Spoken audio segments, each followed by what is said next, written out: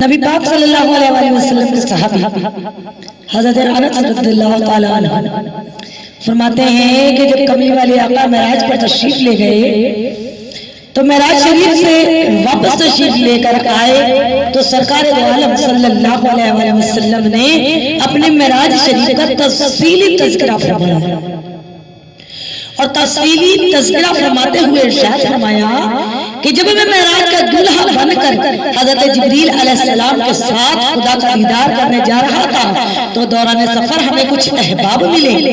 انہوں نے مجھے سلام کہا اور پوچھا گیا کہ آقا وہ سلام کیسے کر رہے تھے؟ تو سرکار مدینہ صلی اللہ علیہ وسلم نے فرمایا کہ پہلے دوست نے یوں کہا السلام علیک یا اولو، اے ساری کائنات سے پہلے پیدا ہونے والے اے محبوب میرا سلام ہو. دوسرے دوست نے سلام اس طرح سے دیا السلام علیک یا آخرو، اے ساری کائنات میں سب رسولوں کے بعد آنے والے میرا آپ کو سلام ہو.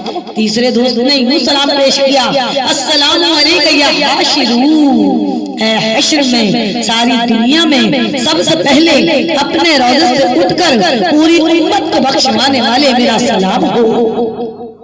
سرکار دو عالم صلی اللہ علیہ وسلم فرماتے ہیں کہ میں نے جبریل علیہ السلام سے پوچھا کہ اے جبریل یہ کون ہیں جنہوں نے مجھے بڑی محبت سے سلام کے نذرانے پیش فرمائے ہیں؟ جبریل علیہ السلام نے عرض کی میرے آقا سب سے پہلے سلام عرض کرنے والے اللہ کے خلیل حضرت سیدنا ابراہیم علیہ السلام تھے.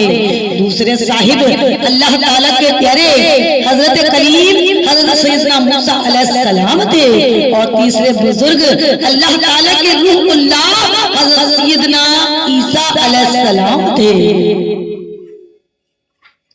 سبحان اللہ. وہ دانائے سبل ختم رسول مولائے کل جس نے، وہ دانائے سبل ختم رسول مولائے کل جس نے غبارے رہ کو بخشا فروغ وادی سینہ، نگاہ عشق مستی میں وہی اول وہی آخر، وہی قرآن وہی فرقان وہی یاسین وہی طٰہٰ.